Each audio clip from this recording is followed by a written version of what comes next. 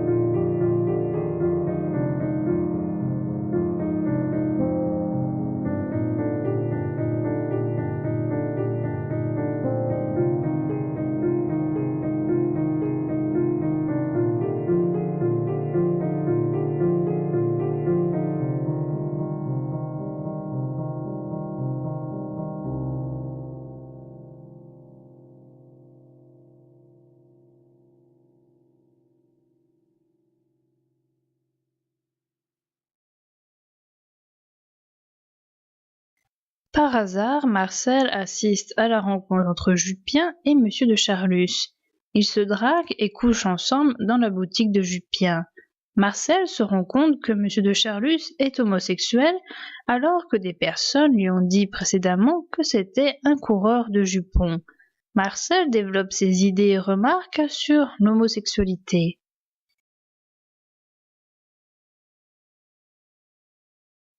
Marcel se rend à la soirée du prince et de la princesse de Guermantes sans savoir s'il y est vraiment invité.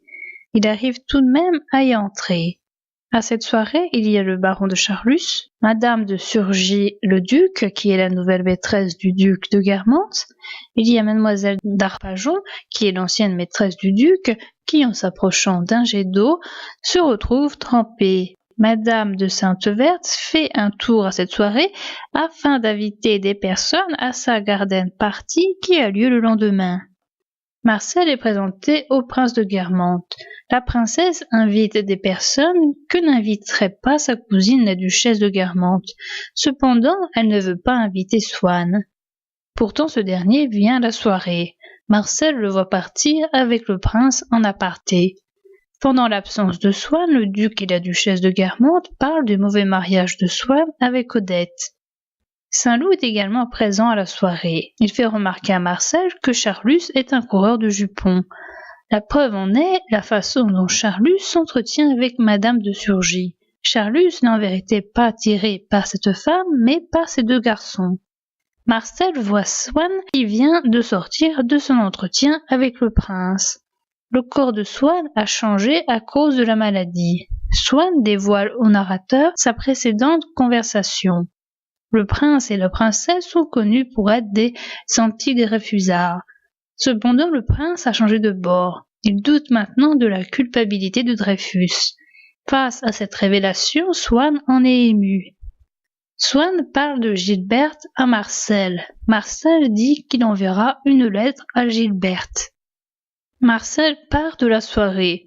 Après celle-ci, le narrateur a un rendez-vous avec Albertine. Le duc et la duchesse le ramènent chez lui. On leur apprend qu'Asmanien d'Osmond est mort durant la soirée. Le duc et la duchesse s'en moquent. Ils ne pensent qu'à leur déguisement pour la soirée qui suit. Quand Marcel rentre chez lui, Albertine n'est pas là. Il l'attend, mais elle ne vient pas. Albertine finit par lui téléphoner. Elle dit avoir mal lu son mot. Après lui avoir dit de ne pas venir, Marcel lui dit de venir maintenant. Il parvient à la faire venir et il passe du bon temps avec elle. Après le départ d'Albertine, Marcel écrit la lettre à Gilberte qu'il avait promise à Swann lors de la soirée. Avant, les soirées des Guermantes étaient très cotées. Maintenant, c'est le tour des soirées de Madame Swann qui rassemble beaucoup de gens très connus. C'est même le cas des personnes qui étaient réputées comme difficiles à avoir dans son salon. La duchesse de Guermantes ne veut toutefois pas entrer dans ce salon. Odette va même jusqu'à fréquenter des salons anti-Dreyfusards, ce qui blesse son mari qui est déjà affaibli par sa maladie. Gilbert devient riche grâce à un de ses oncles qui décède et qui lui a laissé une énorme fortune. Gilbert, qui était jusque-là délaissé du faubourg Saint-Germain, commence à avoir l'intérêt des aristocrates. Le narrateur retourne à Balbec et a l'impression de revoir sa grand-mère. Il a des remords quant à sa conduite. Il aurait aimé être plus conciliant avec elle avant sa mort. La mère de Marcel, qui cette fois-ci fait partie du voyage, ressent également de la tristesse et se met à lire des lettres de Madame de Sévigné qu'adorait la grand-mère de Marcel. Albertine est elle aussi à Balbec et demande à voir Marcel. Ce dernier, noyé dans son chagrin, ne veut pas voir Albertine. Marcel apprend que sa grand-mère avait des syncopes lors de son dernier voyage à Balbec et qu'elle les lui a cachées. Il se souvient de la photo qu'a voulu lui laisser sa grand-mère et du fait qu'il s'était moqué d'elle lorsqu'elle a voulu se faire coquette.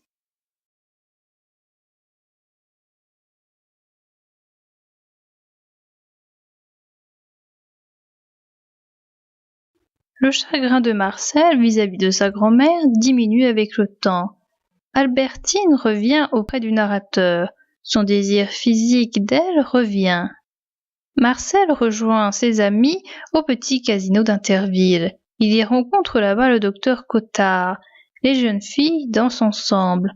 Cottard lui fait remarquer qu'Albertine et André se serrent trop quand elles dansent et il sous-entend le fait qu'elles soient lesbiennes. Durant les jours qui suivent, Marcel sent qu'Albertine lui ment au sujet de ses rendez-vous. Quand il lui pose des questions et propose des arrangements, la jeune fille se contredit. Au petit casino, Marcel et Albertine croisent une sœur de bloc qui sort avec une actrice. Marcel croit qu'Albertine a remarqué et a regardé cette femme.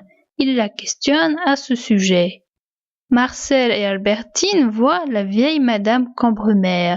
Elle est gentille avec Marcel car il est l'ami de Saint-Loup qui connaît les guermantes. Elle n'arrête pas de baver en parlant à cause de ses dents manquantes. De retour à l'hôtel, Albertine lui demande qu'est-ce qu'il a à être dur avec elle. Il lui dit qu'il est amoureux d'André. Il finit par lui dire la vérité. Il croit qu'elle est lesbienne, ce qu'Albertine nie. Elle l'embrasse et il ne lui en veut plus.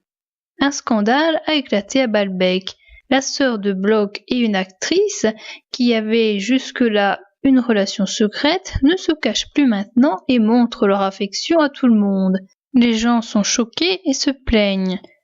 Marcel surveille les regards des femmes sur Albertine et d'Albertine sur les femmes.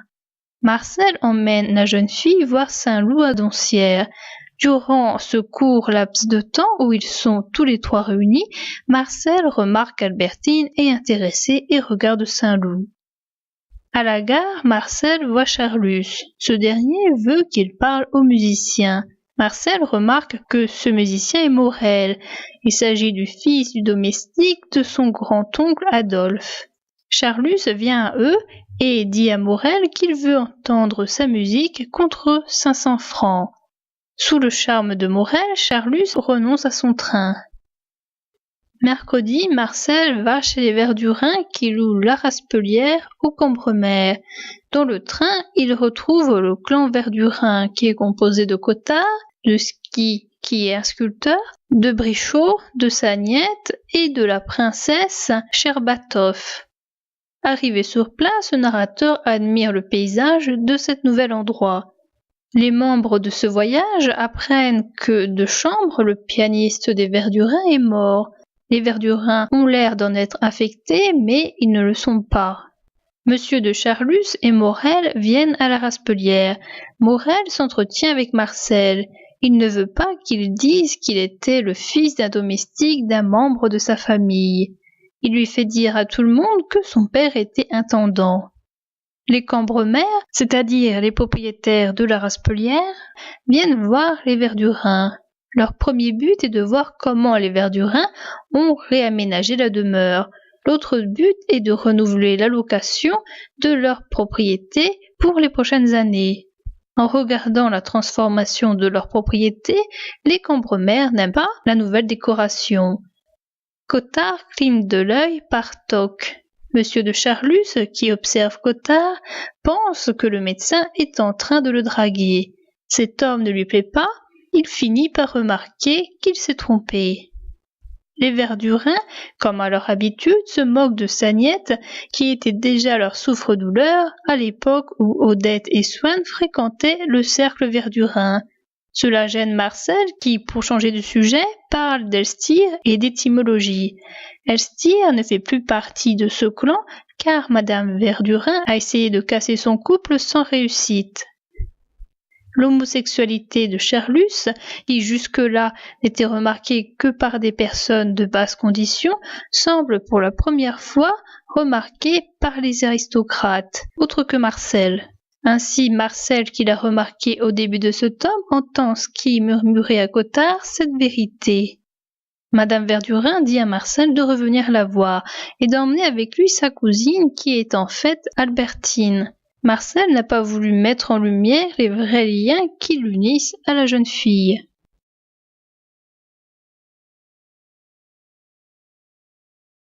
Marcel et Albertine dînent plusieurs fois à la Raspelière. Le narrateur voit souvent Albertine qui s'est remise à peindre. Leur relation est au beau fixe. Ils se promènent ensemble dans une voiture que Marcel loue. Le chauffeur que le couple a pris est le même que celui de Charlus qui se promène avec Morel. Morel confie à Charlus qu'il aimerait une jeune fille vierge à qui il prendrait sa virginité avant de la laisser tomber. Il pense à la nièce de Jupien. Le couple Morel-Charlus est déséquilibré. Morel a l'air irrité, il dit des méchancetés à Charlus et il n'est pas aimable avec lui. Monsieur de Charlus fait courir le bruit qu'il va bientôt se battre en duel car deux types du régiment auraient mal parlé de Morel. Cette mise en scène ramène Morel à Charlus. Morel est effectivement plus gentil avec lui car il a peur des ragots dans l'armée qui se créeraient si elle apprenait qu'il est homosexuel. Cependant, cela ne gêne pas Morel de demander à son amant 25 000 francs que M. de Charlus ne donne pas. Pour ne pas aller au rendez-vous de Charlus, Morel lui dit qu'il suit des cours d'algèbre jusque très tard durant les soirées. Charlus ne croit pas à ses excuses. Charlus et Jupien demandent à la maquerelle d'une maison de passe le droit d'entrer dans cette maison et d'épier Morel. Morel est payé 50 francs par le prince de Guermantes pour avoir des relations avec lui. Bien que l'on cache la vérité à M. de Charlus, ce dernier la comprend. Marcel se promène avec Albertine. Il veut se promener tous les jours avec elle car il ne veut pas qu'elle ait d'autres projets avec d'autres personnes parce qu'il a peur qu'elle le trompe. Brichot est amoureux de Madame de Cambremer. C'est Charlus qui, plus avisé que les autres, informe le cercle Verdurin. Madame Verdurin casse le couple en parlant à Brichot. Un jour que Marcel prend le train avec Saint-Loup et Albertine, le narrateur rencontre Bloch. Bloch lui dit de venir voir son père qui est dans une chaise de poste non loin du train. Marcel refuse car il n'ose laisser Albertine seule avec Saint-Loup de peur qu'Albertine le trompe durant son absence. Bloch pense qu'il n'y va pas car ils ne sont que des bourgeois. Monsieur de Charlus, qui est lui aussi dans le train, pose des questions à Marcel sur Bloch. Marcel garde sa jalousie pour lui car il ne veut pas qu'Albertine sache qu'il est jaloux et car il pense que cela l'empêchera d'avoir des informations sur les agissements d'Albertine.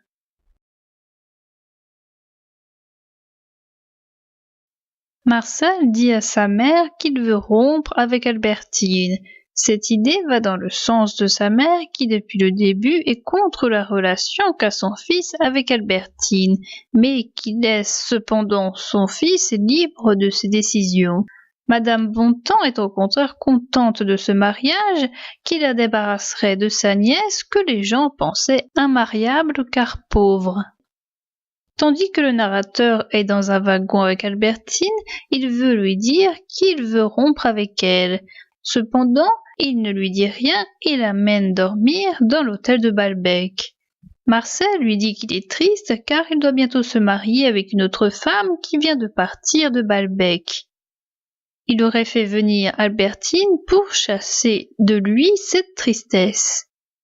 Il invite la jeune fille chez lui à Paris pour pouvoir surveiller les fréquentations d'Albertine.